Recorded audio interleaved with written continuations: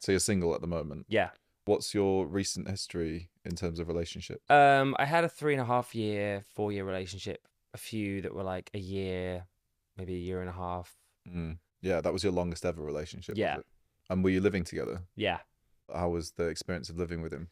Um, Awful, because he was abusive and violent, and that was very surprising and not at all convenient, really. My God. So yeah, pretty bad. No, he's actually a very wonderful person. He just hadn't dealt with some shit, and I think I was just in the way, which is obviously heartbreaking. But I don't have any. I did have a lot of hate for him. I don't have that now. I just, yeah. I mean, well, maybe I have a bit of hate for him, but I don't. At the same time, it's such a confusing thing to go through. And can I ask you, was it the first time you've experienced this with a partner? Yeah, which is surprising because I've slept with quite a lot of men. So you think, the odds are. Yeah. um, but yeah, no, it was. It was in my blind spot. I never thought that could happen. Mm. Like I'm ready for someone to be homophobic to me, but I don't expect to be, you know, gay bashed in my own house by my Yeah. boyfriend. So it was pretty shocking, and it's very numbing, and you're very powerless in that situation. You don't know what to do because you obviously love that person. And so you're defenseless and you don't react. You don't fight back. You just freeze. That's my experience, at least. And it's just a really difficult thing to be in and then to get out of, because you have so much guilt and so much shame and no one talks about it. The world isn't talking about Mm. domestic abuse freely. It's always dramatized into this big scary thing, and people are afraid to admit that they've been through it or talk about what they've experienced because they don't want to out someone that they love.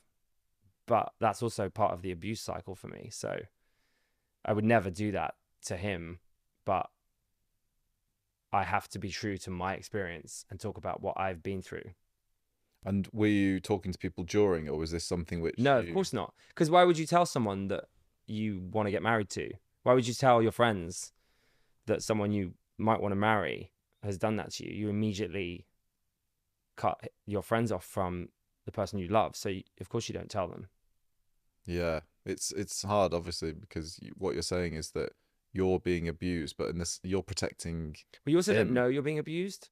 You question everything, right? You gaslight yourself. You don't understand what's happening, and you Mm. just think it's nothing. You're like, oh well, that was just one time.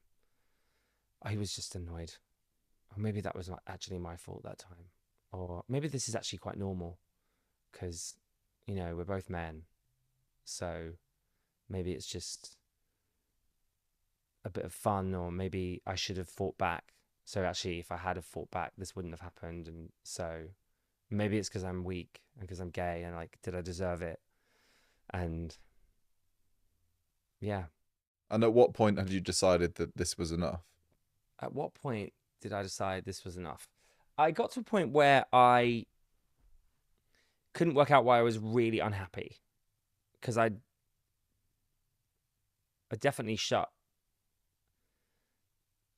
I'd put it in a box because I didn't want to face it, because I didn't want to ruin my relationship. Because if I had to face what happened, then I had to end my relationship. So I put it in a box, basically. My subconscious had put it away so I could forget about it. Um, and I was lucky in that it had stopped happening for a while, but it was still in the box. And so I was just getting more and more unhappy and just becoming more withdrawn from myself and feeling less and less confident just in life in general. And I stopped drinking to try and figure out why I was sad, and I couldn't work it out. Um, it just never popped into my brain like, oh, it's all that stuff.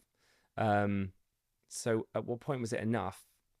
Sort of, that question makes it sound like there had to be this overwhelming moment where one of us was, in hospital or arrested or whatever it is that society wants from this sort of story. But ultimately, it wasn't a case of like enough now. It was more a case of, oh God, I've just remembered what you have done, and Mm. you've broken this relationship irreparably, Mm. and me actually, and you've ruined me. So I just realized I didn't feel safe at all ever. Yeah. So at any moment it could be, yeah, well, at any moment I could be killed. So yeah, I snapped and realized that, and was like, fuck, I'm on edge all the time, and I know why. So I ended it pretty quickly after that. Well, yeah, I'm really sorry. It's really hard to hear you say this, and Well, don't be, because it's happening to 1 in 4 men in same-sex relationships. wow. And I think there's an argument to say it's actually happening in queer relationships more than it is in straight relationships. So it's really normal, which is awful, Mm. but it is really normal. So don't feel sorry for me. I'm good. I think it's everyone else I'm worried about.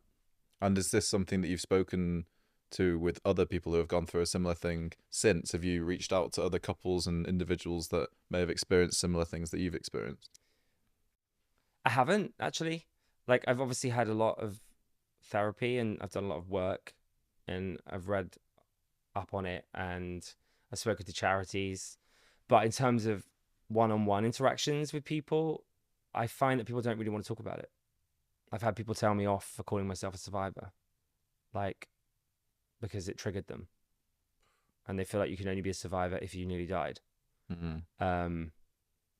But then it's just such a crazy. It's crazy to have to put rules on words like that. But it transpired like he just didn't feel comfortable admitting what he'd been through, so I triggered him, which I get. I think that's why I'm happy with my new hour, because having done work in progress shows already, and it is really funny, by the way, but I've had people come up to me and say, oh, thank you, I've never spoken about what I went through, and you've inspired me to do so.